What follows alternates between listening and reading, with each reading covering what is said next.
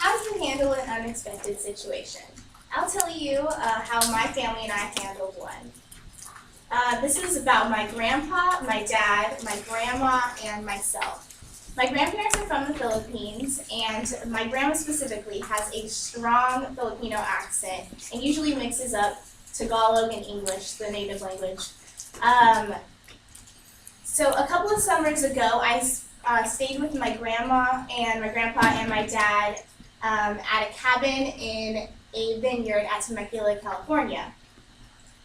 There was one room and there was a loft bed and a regular bed. For our stay, Dad took the loft bed and I took the regular bed. My grandparents took the second bedroom, which was directly across the hall. So living on the vineyard, there was this one species of annoying little bugs that always went into the cabin and multiplied like fruit flies. They were particularly slow and stupid, so it was easy to smash them. And that was what I did every night before bedtime. One night, when I was asleep, I was awoken by the sensation in my ear. I was all groggy, half asleep, half awake, so I brushed my ear to stop the irritation. Remember, this is in the middle of the night. Everyone is asleep. Instantaneously, this incessant scratching started in my ear. I sat up realizing that I was not causing the sensation. There was a live creature in the canal of my ear moving. Instinctually, I jolted out of my bed and throwing my covers across the room, got up, started shaking my head frantically and swatting my ears and screaming at the top of my lungs. My dad, alarmed by the sound of his screaming child, stood up instantaneously and slammed his forehead on the top of the ceiling.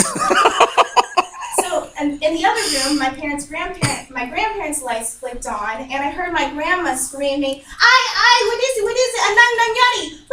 Bangon!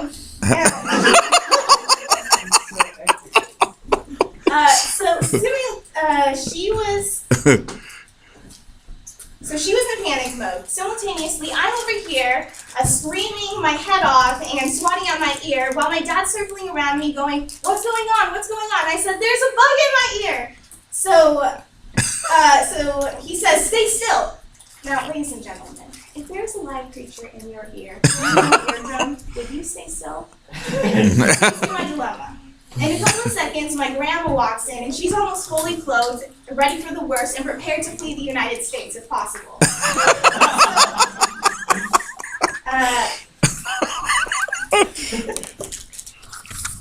Once everyone knew what the actual problem was, it wasn't the actual problem that set off the chaos. It was the fact that I was screaming so loud, which made everyone in my house so chaotic and in a panic.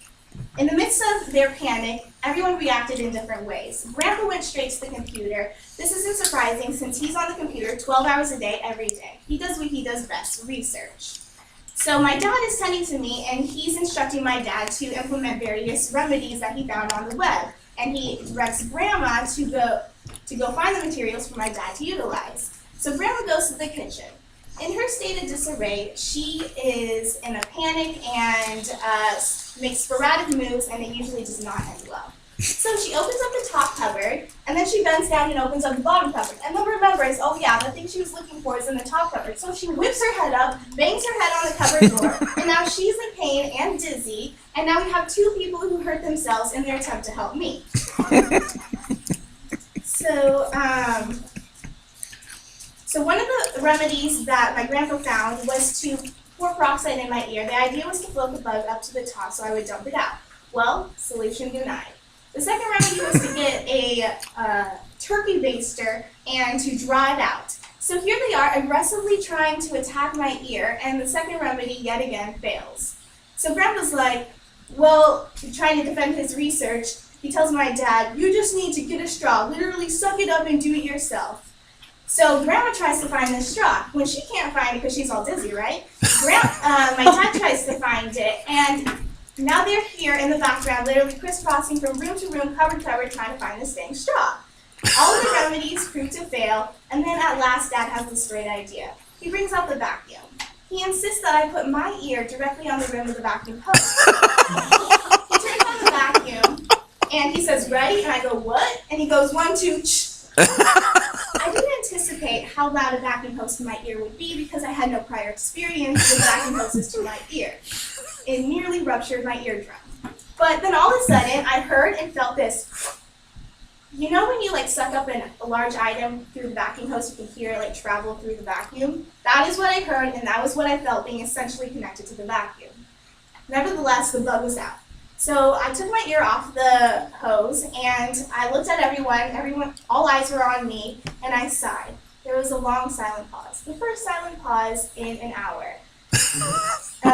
And we all conquered. We all knew that we conquered the day. So we all got up and everyone went back to their bedrooms. But I got out a fat roll of medical tape. I ripped off 2 strips of tape and I proceeded to adhere them to my ears. And every night after that, I would make sure I put on tape. My dad would make sure I put on tape. My grandpa would make sure I put on tape. And my grandma would make sure I put on tape. So nevertheless, the value that I received from this experience was that, contrary to popular belief, chaos can unite people together. In this case, it was because of the immense amount of support and love I have for my family and my commitment to clear communication, which was a loud, persistent cry for help. So in a house where everyone was sleeping, one itty-bitty bug set off an avalanche of chaos. 1 screaming me, 2 minor head injuries, and 3 frantic family members in a cabin on a vineyard. Interesting. Okay.